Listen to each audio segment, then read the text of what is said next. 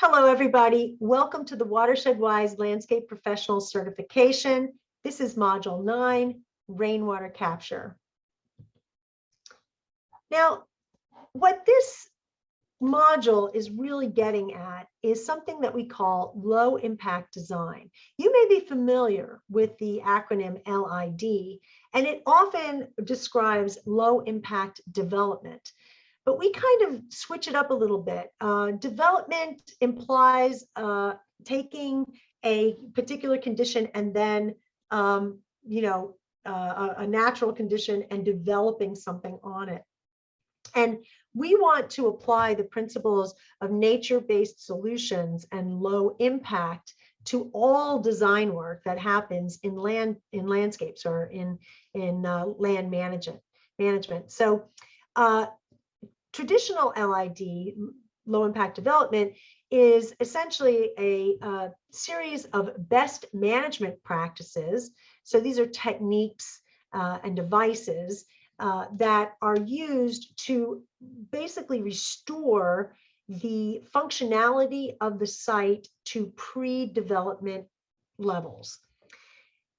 With low impact design, we're charged with bringing as many nature-based solutions as possible and selecting best management practices that will enhance the property, whether or not we can actually restore it to those pre-development levels. Hopefully, and practically speaking, if we implement low impact design, or as we like to say, very low impact design techniques into a landscape, we will go back to pre-development conditions and maybe even beyond to really regenerating the site. So that is what we are about. And the reason that we're doing this is because most of the areas that have been developed in one way or another are no longer permeable. And we talked about permeability in other modules, but it's worth going over this again to just make it clear that in a natural system that is a balanced watershed, has not been developed yet, most of the water is either infiltrated into the soil or gathered up by the plants in their root zones and evapotranspired back into the atmosphere. A very small amount of water is going to actually run off a site into a local waterway, and that is going to make its way through vegetation before it gets to that waterway. So we are both cleaning water that's going off of site, and we are also holding on to and cycling water in a permeable environment. But when we build, we create an impermeable environment. Oops, there we go. And that urbanization and impermeability changes things completely. No longer does water go back into the water table. It doesn't go into the root zone of the plants. It cannot be evapotranspired. And most of the water ends up running off, not through vegetated systems, but just running off and going into the local waterway, carrying all the pollutants with it. And the challenge that we have is in an urbanized environment, the volume of water is increased, so more water is running off, but also the velocity of the water is increased. And the challenge with that is when you have a best management practice that is maybe a very large system, like building a filtration system that maybe is situated right next to a waterway, and it's designed to gather up water that's coming through a storm channel, let's say, and clean it before it goes into the waterway. When you are designing and building something like that, you have to design it even bigger because, yes, the volume of water is great, but it's coming even faster because of urbanization. So it really makes those end-of-the-line solutions much more expensive and much more difficult to implement, and also their effectiveness drops. So the idea is for us to essentially go up the watershed, up into private property, and hold on to the water on those private properties and have many distributed small systems throughout the watershed so that we reduce both the volume and the velocity of what is ending up down at the water body, so that if we are going to, as a community, build something that's a device or a facility to handle this, we don't have to have as large of a capacity, and we can keep it less expensive. Low impact design, or very low impact design, emphasizes nature-based best management practices that include things like a downspout redirect. A downspout redirect is taking a downspout and putting it into the landscape so it can slow, spread, and sink in the landscape. Selecting permeable surfaces or breaking up impermeable surfaces is a clear best management practice. Creating healthy living soil that absorbs the water is best management practice. Retaining the rainwater on site, either through devices or, better yet, in the landscape with just little divots, not giant things, but little solutions. And then making sure that any water that is running off the site is first passing through a vegetated system so that it can be cleaned a little bit before it makes it into the waterway. Those are all examples of best management practices of low impact design. And our very low impact design really relies on the essential nature-based solution of healthy living soil. When we create soil that has an aggregate structure that makes it like a sponge, we are completely transforming the stormwater management on the site, and we're also transforming the water holding capacity of the soil. So we're going to start to evaluate every property as though it's a mini watershed. And that means that we are going to try to identify all the places that are permeable and the places that are impermeable. And we are going to calculate how much water could be gathered from the impermeable surfaces to be put into the permeable surfaces. And that's the essence of the rainwater catchment thing. So we need to identify the tops and the bottoms of our watershed, the tops and bottoms of our property, and also take a look at how water is flowing through our property. So if we think of this property as a mini watershed, we're going to look at the roof as being the top, and then it's running off into the street at the bottom, and everything in between we have control of. So the way that we are going to describe our catchment surfaces is, just as we had a plant factor in plant water requirement, remember, or in landscape water requirement, we have a plant factor that describes the particular plant in the landscape. When we come to rainwater catchment, we are going to have to come up with a way of describing the roof or the catchment area that we are using. We are also going to have to figure out how much rainwater do we want to hold on to. Is it the first flush of an inch or two? Or is it, we're going to try to get a 100-year storm? You know, which one are we going for? That's going to affect the sizing of our site. And then we also want to just be thinking about, you know, how does this landscape naturally hold on to water or shed water? And, you know, what kind of soil do we have? What kind of plants are we going to plant? So we kind of do an assessment about all these things. And we ask ourselves these questions. The first one, and it's just like water budgeting and coming up with a landscape water requirement, we're going to ask ourselves, where are we? And where are we in this case, instead of being ETO, is going to be what we call runoff coefficient. It's basically, oh, I'm sorry. I'm sorry about that. In fact, let's take a second. Right. Just going to go from here. So what we are going to do is we are going to apply these three questions in order to come up with our formula to determine how many gallons of water we can catch from a particular surface. The first thing is, where are we? And just as we used ETO to define a particular climate that we are in, we're going to use rainfall inches to describe our climate. Now, again, we can go in a couple different directions with this. We can go with annual rainfall or 100-year storm rainfall, or we can keep it very, very simple and just go with first flush and even just say it's going to be an inch. It's up to you how you want to do this. For most of our calculations going forward, we're going to start with first flush. That's our priority because that's the most polluted water. The second question you're going to ask is, what's there? What do my permeable and impermeable surfaces look like? And for the impermeable surfaces, how much water actually runs off of that surface? And what we are going to essentially do is we're going to assign a percentage to that surface, and that percentage is going to describe the percentage of water that runs off. Then the third thing we ask ourselves is, how big is the area?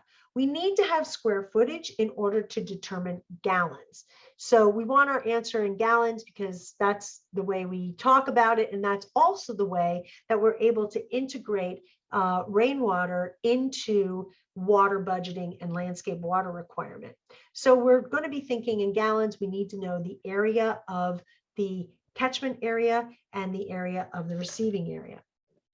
Rainfall, as I said, you could describe it in a lot of different ways. This is a philosophical question, and you may have a particular reason why you're capturing rainfall, which will help you to answer the question. Yes, you're not just interested in the amount of rainfall, certainly not the it's not just the average amount of rainfall. It's also things like rainfall intensity. What is a 100-year storm, or what is a usual rain event? And you're going to want to design to, one of those standards. And really, we're going to treat each catchment area, which is each impermeable area, as though it's a hydrozone. So we're going to isolate it, look at that particular area, assign a runoff coefficient to that surface, and then calculate how many gallons of water we can get or are generated by that particular catchment area. And this idea of runoff coefficient is very much like plant factor, okay? It describes the surface that we are talking about. If we have a surface that is, let's say, like a metal roof, that all the water that falls on it runs off, I mean, essentially 100% of the water runs off of it. The runoff coefficient that we would be assigning to the roof is 100%, okay, or 1.0. But then we might have a shake roof, which is made of wood. And that roof, 100% of the water does not come off of it. Some of it is absorbed, by the nooks and crannies of the shake roof. And so, on a shake roof, maybe we are like 90% runoff coefficient because a little bit is held on the roof. Let's look at, let's say, a walkway that's concrete. A little bit of water is held by the concrete, but most of it runs off. That's going to be like a 90% runoff coefficient. But then again, we might have a patio that's made out of flagstone with some gaps in between it. And, not all the water runs off of that. Still, it generates quite a lot of water, but not all of it. Maybe it has a runoff coefficient more like 75% or 80%. So this runoff coefficient is, as I said, very similar to assigning a plant factor to the plants to determine the plant water requirement and landscape water requirement. Now we are using the runoff coefficient to describe the catchment surface and to allow us to also identify the high runoff coefficient areas, the ones that are greater than 50%, because that's where we're grabbing the water. And then the runoff coefficients that are lower than 50%, those are the places where we're going to sink the water in the landscape. So once we know what the runoff coefficient percentage is, we can actually figure out how many gallons of water would come off of the surface.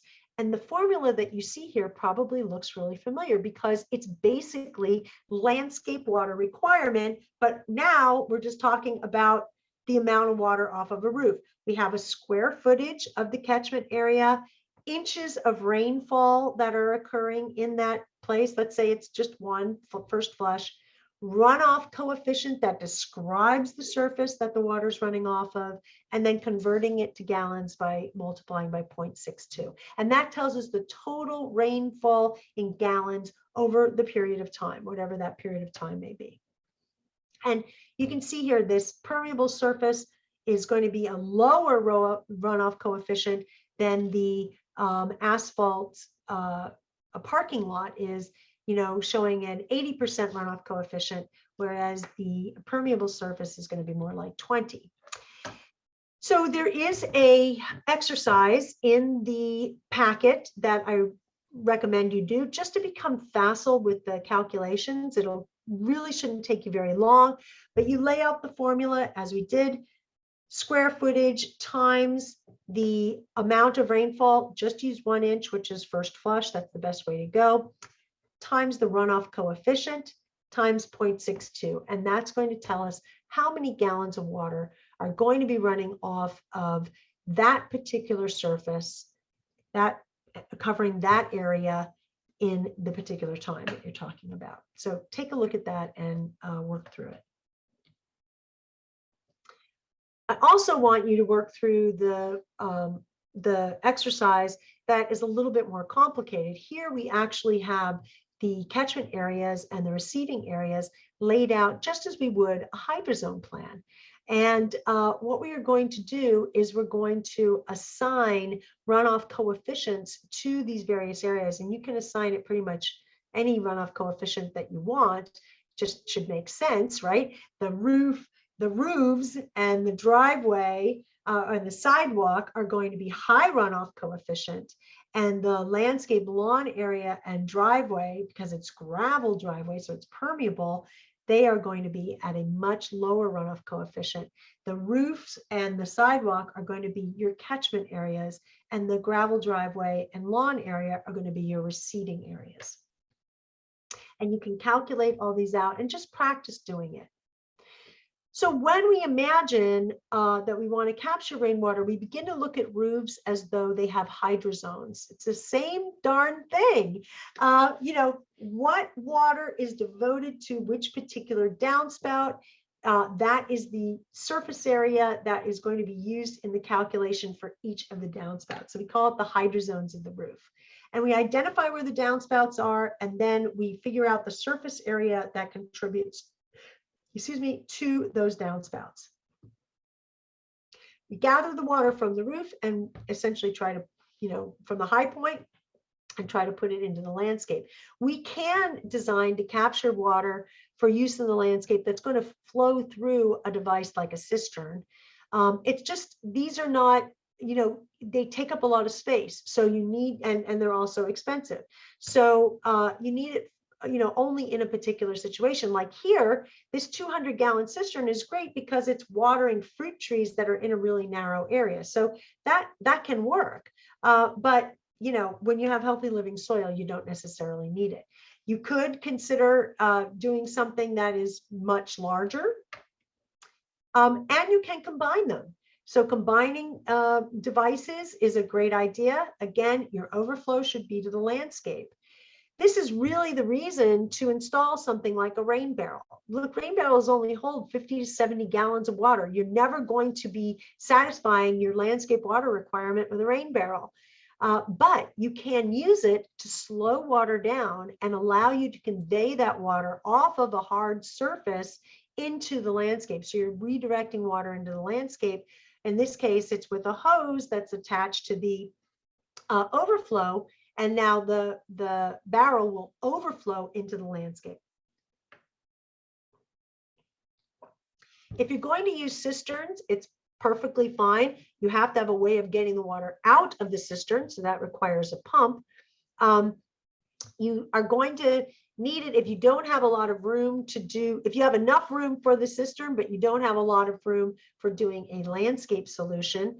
It's very good for a hillside situation because it can be used to both slow and regulate water that would be let out onto a hillside. And of course, if you want to drink it or use it for irrigation, you're going to need to store it into a cistern first. But The soil sponge holds far more water than any device you could ever devise. The root zone of plants is the massive fresh water storage system on the planet. As we saw in the One Water discussion, the One Water module, the greatest source of fresh water on the planet is groundwater and water in soils. And that far, far, far exceeds lakes and rivers and all that other stuff. So we call this passive capture because we are not having to use a device to actively pull the water out of that, we're not having to use a pump to actively pull water out of a cistern or some other device. So those are active capture devices. This is passive capture. We are passively placing that water into the soil sponge, and we're letting the plants be the actors that pull the water out.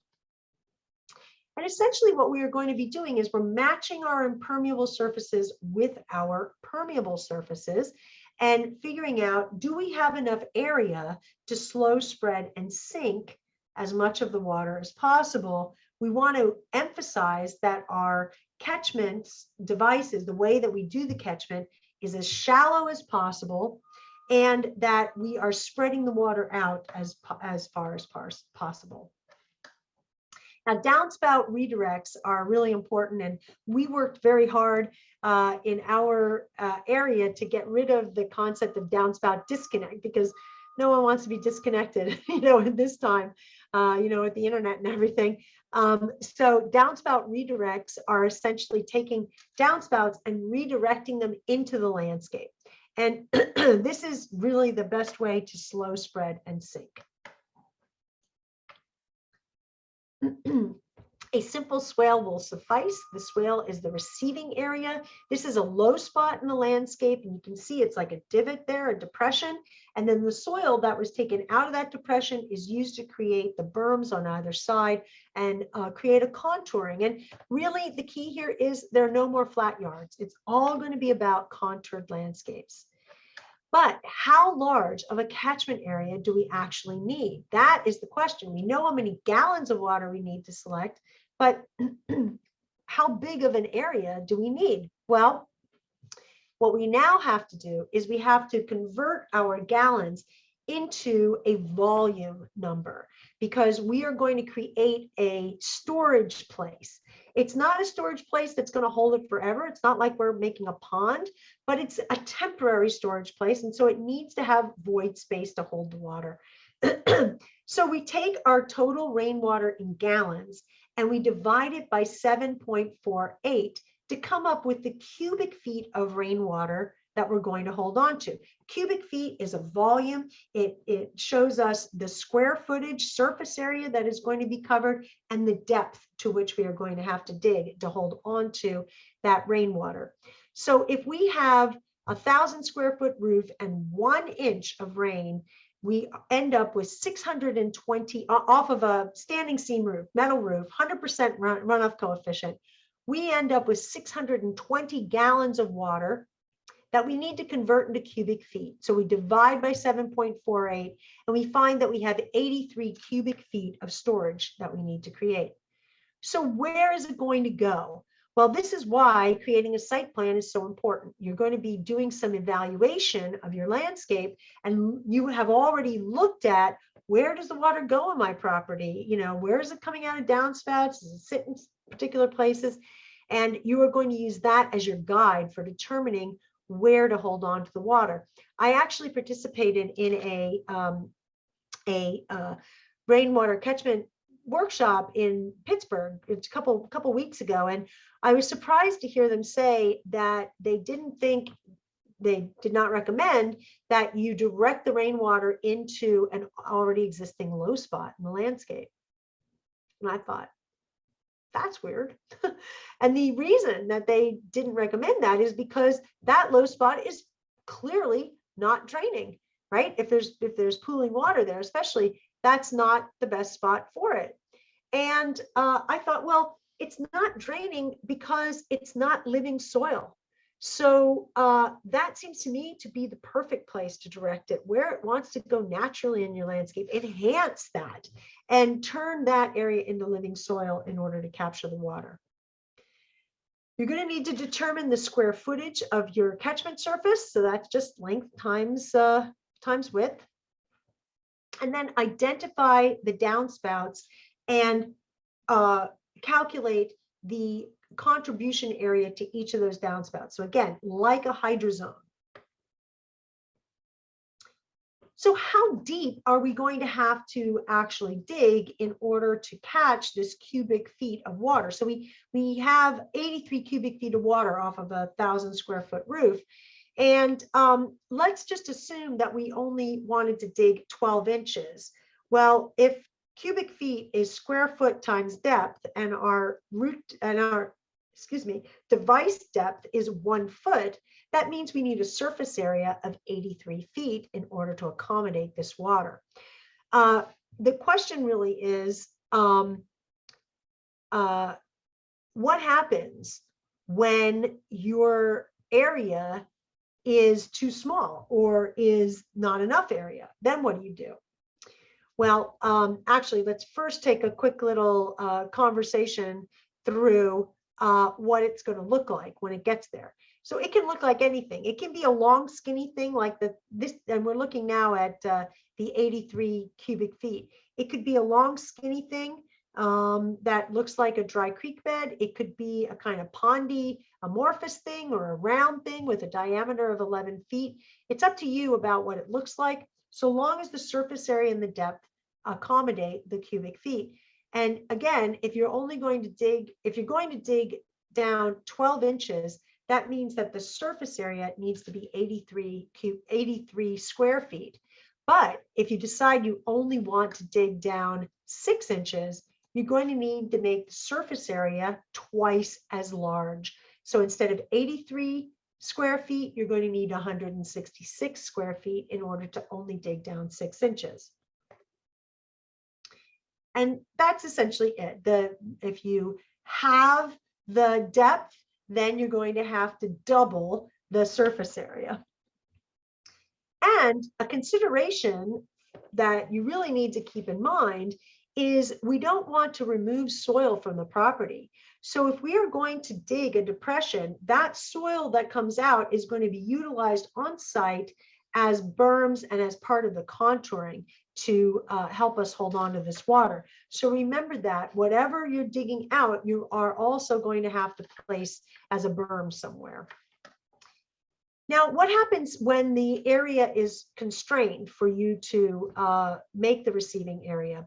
How deep would you have to dig if the area were constrained? So if you have 83 cubic feet that you need to find a place for, but you only have 100 square feet in which to put that, put that water, you want to figure out how deep do you have to dig in order to accommodate that.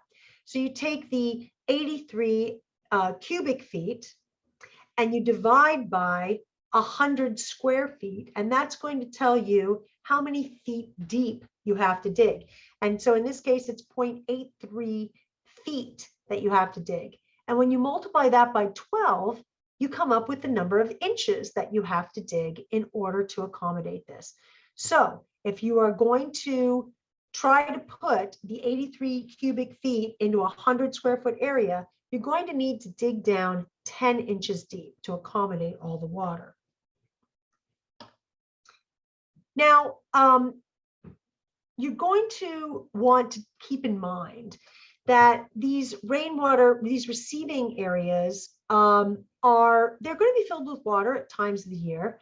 And we want to make sure that we protect the residents or the buildings so that the water doesn't back up and damage the foundations of the buildings. We are also going to want to make sure that we're not directing water onto a neighbor or onto a sidewalk. If it's going onto a street or a sidewalk, we want to make sure that it's passing through vegetation before it does that. What happens if the thing fills up, too fast? They have a giant storm, it fills up too fast. We want to make sure it does overflow to the street or a storm drain or whatever through a vegetated system. So when you are locating your receiving area, you're going to actually keep in mind, where are the downspouts? You want to be kind of proximate to where they are. And you also are going to figure out the size of that basin, and then can I fit my berms in this area as well? So it all is kind of integrated together as you come up with the solution.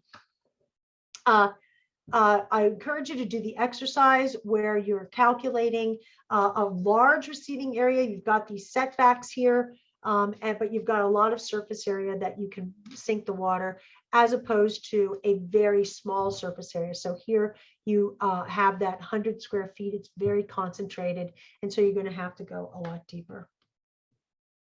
The setbacks are essentially giving you information about where you can place the basin and where you can place the berms. The berms can usually be within the setback. It's the basin that we're really concerned about. And even then, it's the deep part of the basin. So if you have a basin that is feathered, and it's going from like 0 inches deep to say 10 inches deep or a foot deep, that foot deep area is going to need to be 10 feet away from the structure, but the 2-inch deep area could be, closer. And really the way you find out about this is you contact your municipality and you find out what the rules are for capturing rainwater. I think the thing here for you to keep in mind is that we are not excavating and then filling a giant area up with engineered soil to create a massive infiltration basin. We are directing rainwater to a soil sponge. It is a different set of parameters for creating this rain garden or this rain catchment area. And the difference is that our emphasis is really on having that water be available to the plants. One of the purposes of doing this, yes, is to clean the water, and yes, maybe even recharge groundwater or so forth, but it's really to recharge the root zone water of the plants. So we are going to want to have basins that are shallow, that are very large, or maybe distributed around an area. We are going to want to have basins that are planted with a lot of plants. So we have those living roots that are engineering the soil and turning it into a sponge. And also we are okay with whatever the parent soil is, because we are using those living roots to re-engineer the structure of that soil. And we're going to create our own structure. We don't need to bring in, some engineered soil to try to mimic a good soil, because it's not going to be that microbially active soil, and that's what we're really looking for. So in this case, we had setbacks that were generous and plenty of area to put our basin.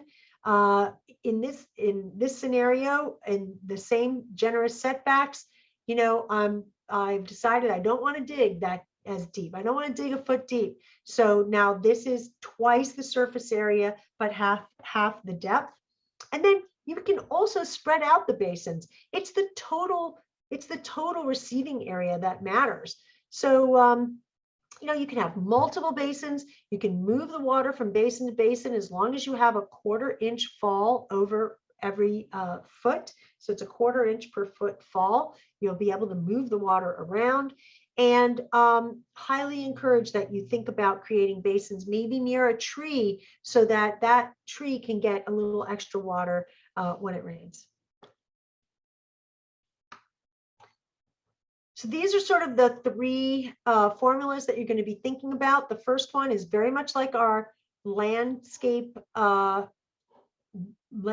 requirement. It's the square footage times the rainfall, 1 inch, times the runoff coefficient, 100%, times 0.62, and you get gallons of rainwater that can be captured.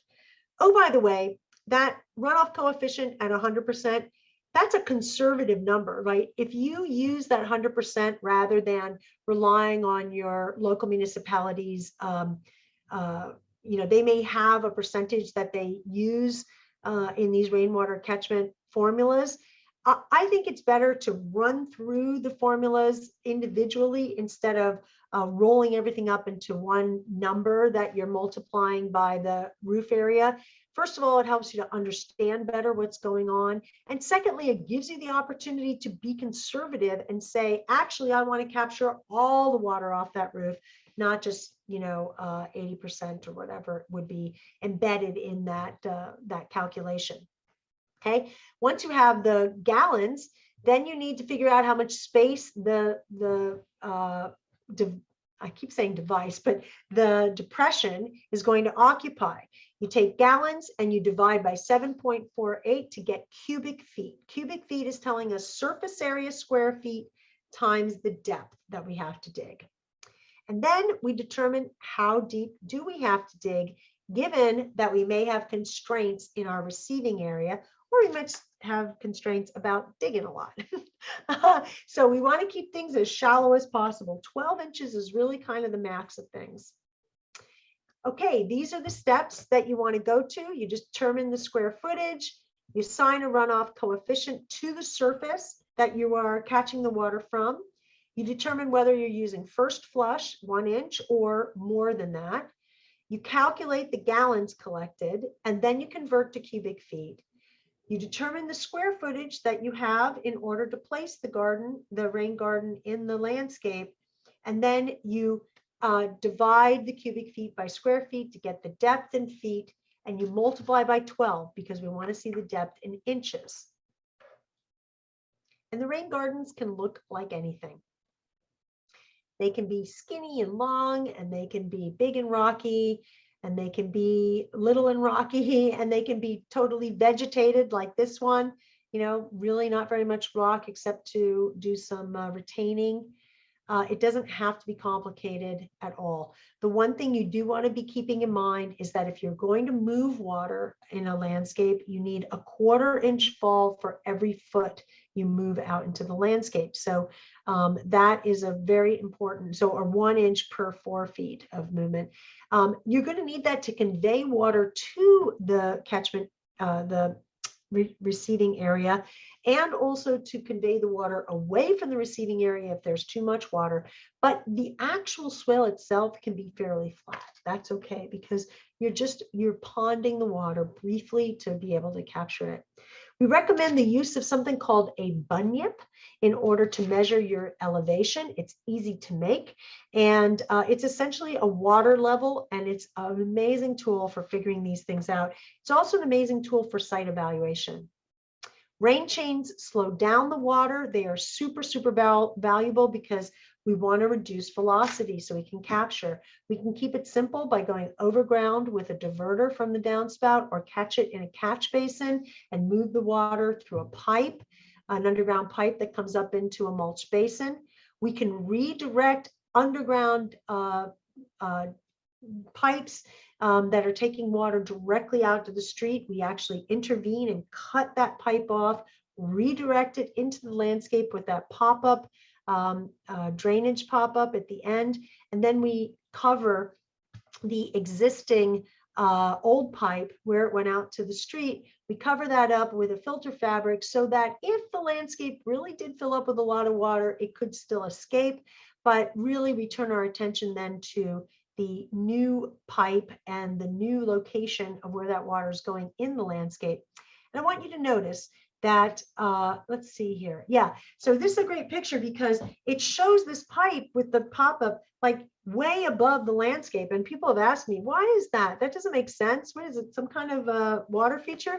No, you leave it tall like that until you've finished all your grading. And then when you're done with your grading, you cut it down at landscape level so that it works. Otherwise, you might have to put an extension on it to get it up above the mulch or something. And that's what it looks like in the landscape. You don't see all that pipe. Here's an example where there are actually 2 of those catchment devices. You can't see them. They are emitting the water out into a depression. What is the depression in the picture?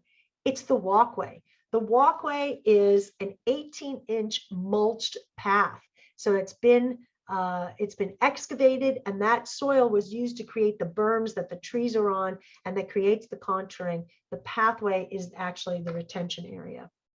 Here's another example where we have multiple downspouts, and also this house is situated lower than the street, so the water came back to the house. And what we did was we installed permeable paving, and we also made a catch basin over on the right-hand side that would grab water that would come off the driveway or off the sidewalk. And all that water from the downspouts and from the catch basins and from the permeable paving would be directed into the rain garden, which is on the other side of this big moundy berm that we have here. So the moundy berm is the spoils basically from our excavation, but it gives us an opportunity to put plants that like their feet dry to sit up on it. And this is what the inside looks like. It has multiple catchment areas. You can see the one in the very close foreground has actually been spray painted gray, so you can't even really see it, but it is emitting water from these downspouts when it rains, and it's able to sink into the ground instead of flooding out the house. When you have a slope, it's very important for you to be thinking about catching rain on the contour. So you evaluate what the slope direction is, and then your rain catchment is going to go perpendicular essentially to that, direction of the slope. And when you catch rain on a slope, again, keeping things very, very shallow, there are a couple of issues here, and you're going to be contouring in this way. First of all, you're going to make your shallow depression, 6 inches or so. And then you're going to put the spoils of that depression on the downhill side, and maybe even reinforce it with a little bit of riprap, as you see here. And that has been added to kind of reinforce it.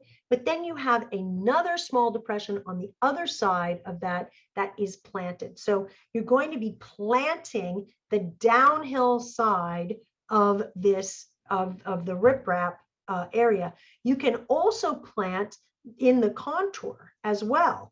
But you definitely want to be planting the downhill side. What that is doing is it's stabilizing the berm that you're using to hold on to the water. The water is going to fill up in the contour, and it's going to move into the soil and into the root zone of the plants that are on the downhill side of the berm. And in this way, you've stabilized the hillside, you've stabilized the berm, and you've continued to have that depression that will hold on to the water. You're going to want to do an infiltration test as part of your site evaluation, and that requires digging a hole and filling it with water twice. The second time, keeping a stopwatch on it to see how quickly the water drains out of that hole. If it is draining 2 to 4 inches an hour, it's fantastic. But if it's slower than that or faster than that, you're going to have to really take steps to turn this into living soil by adding organic matter. And a great way to add organic matter is through sheet mulching or sheet composting, which is layering of compost, paper, and mulch on a site to build that soil structure. If you have compaction, you're going to want to auger. 18-inch drill bit on a handheld drill is fine with a 3/8 diameter, and you make holes. How frequently? Well, it's up to you. It depends how much compaction you have. You don't want to make it overly holy, but you could do it every few feet, maybe around where a tree is going to be planted or a tree is planted. If you're having difficulty with drainage there, you might want to make some augers around a particular plant like a tree or a large shrub. Sometimes we end up using post hole diggers as augers in order to create much larger areas. This would be, especially if you had trees that you were planting, you might want to make auger these holes around the tree, and you can actually fill those holes with perforated pipe and then pack that perforated pipe with compost and or even mulch. And that is a great way. Put a cap on it and cover the whole thing with mulch around the tree. That's a great way if you ever want to add more compost around a tree, or if you want to give some maybe extra water with a hose. You've got these direct lines into the root zone of the plant. We want to use multiple strategies on properties to hold on to our rainwater, not just our catchment, our device, our rain basin. We want to also think about things like rain barrels, creating permeable surfaces, directing the downspouts, into areas, creating just little depressions here and there, really accentuating the low spots. I'm sorry, Pittsburgh, but accentuating low spots. Making sure you keep the soil on site as berms, because that's all part of the contouring. Think about cutting strips in driveways and in hard surfaces to make them more permeable. The boulders that are used in this landscape are doing a little bit of retaining, but you don't have to fill your rain garden with cobble or rock. Really, the best rain gardens are vegetated. So they are just having living roots that are turning that into beautiful, healthy living soil. And it's great. If you have a lot of rock in your depressions, these, first of all, take up void space. So you might have to dig a little bit more in order to have the same volume collected. And the second thing is they tend to fill up with sediment, which is not a problem, but aesthetically, people complain about it. So if you don't want to be constantly cleaning things out, don't put the rock in there at all. The best stormwater, low impact, very low impact design, best management practice is mulch. Mulch is the great stormwater slower. Rain chains are also great. They slow the water down from the roof and allow you to redirect it. Permeable paving, of course, is fantastic. It spreads the water out. Here's an example of a driveway that has a cut in it before the apron. This allows the water to sink into that cut instead of just running off on the apron. Unless you think this is going to undermine your driveway, you can put a perforated pipe in there to move the water out to a landscape area. You could plant it. There are a lot of strategies that you can do to keep that water from undermining your driveway. Cutting strips in driveway are a great way to sink rainwater. You cut them along the expansion joints, and that's the place where you actually have an opportunity to create permeable surface. And you can get quite creative with it. And the one on the left is a driveway that had a lot of cracks in it. And so we just followed the cracks and made these permeable areas there. The one on the right was formed to be that way. Planting trees is an amazing way to slow and sink. Of course, the tree canopy is going to hold somewhere around 20% of a rainstorm is held in the canopy of the plants, especially trees, and then it's released slowly after the storm back down onto the land. So that's pretty cool. And also the root zone of a tree is enormous, and it's going to be holding a lot of water, just like a cistern. We combine these permeable hardscape surfaces with the rain garden. And in this picture, you can see it. The rain garden is that vegetated area that's in the front yard. You can barely even tell it's a rain garden. And then that's combined with the permeable pathway that goes to the front door. And these two are working together to hold all the water that falls on this property on site and keep it in the soil for the benefit of the plants. Parkways are a great opportunity for doing rain gardens, but only if you have clearance from your municipality. And in this case, it works because it's a no parking zone. So you're not creating some kind of a hazard where people would be getting out of their car and possibly, tripping over something and so forth. So because it's a no parking area, it was easier to get permission from the municipality.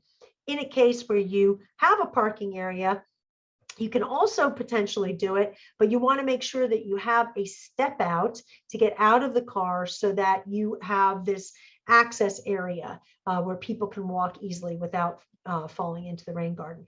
But they can be used pretty much anywhere, commercial, residential, institutional, even in, and you can actually combine the technologies of this very low impact development with technologies that are used for like cistern water. Here we're using these plastic cells to create a void space that creates an infiltration chamber. So these are infiltration pits, they're called. And those boxes that you see, they're wrapped in the fabric, they're not cisterns. Water isn't held there, ad infinitum till it's pulled out. It's there to detain it so it can infiltrate back into the ground. And the reason it's used is because right where this picture is being taken is from the roof of an 8,000 square foot roof that all dumped into this very narrow area. And so we didn't have the opportunity to really slow, spread, and sink. We had to really concentrate on sinking and slowing. And the way we did that was by creating these infiltration chambers or infiltration basins to take all that water in slowly. Also, we do have pathways that are permeable. You see on the left that these plastic structures that look kind of like egg cartons, they are being used as the structure for a pathway that is an ADA compliant pathway. And you can see here's how it works with the gravel. One more. This is in a residential site. This is concentrated infiltration. So we're taking water from all of these surfaces and we are directing it into a very small area. You can see this is like a 6 by 6 area, and it's going to have to be very, very deep because, again, not spread out, right? It's got to be very deep. So this type of infiltration is only to be done with engineering support. It's done with a permit. It's done with engineering support. It's really important, and to have that technical assistance. But the key here is this is not now being filled up with some kind of engineered soil and so forth to make it faster draining. No, instead, what we are concentrating on is we're going to hold the water in this area with these cells. They're going to hold that water there and allow it to infiltrate back. And then we are going to plant on top of that. And we are going to make the surface as permeable as possible, nice, healthy, living soil sponge, so that the water that is directed into this area will sink down into those chambers and eventually return to the waterway. You really need to make sure that you consult with a soil engineer or city zoning before you do that. So I have already shown that example, and I've talked a little bit about augering. One thing I didn't mention is that if you do auger, you've got to follow up with worm castings or compost tea. And we showed this also, so sorry about that. We're going to just zip through. Looks really good. Now here, make sure you clean out the gutters before it rains. Or use rain guards, very important. This will keep the water that might be gathering in a rain barrel or something clean, and it also keeps sediment from building up in your pipes.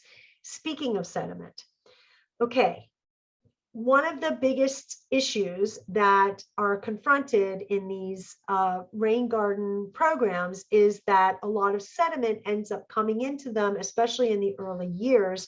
And there is a fascination with removing that sediment, making sure it's out of there so that the rain gardens are, free and clear.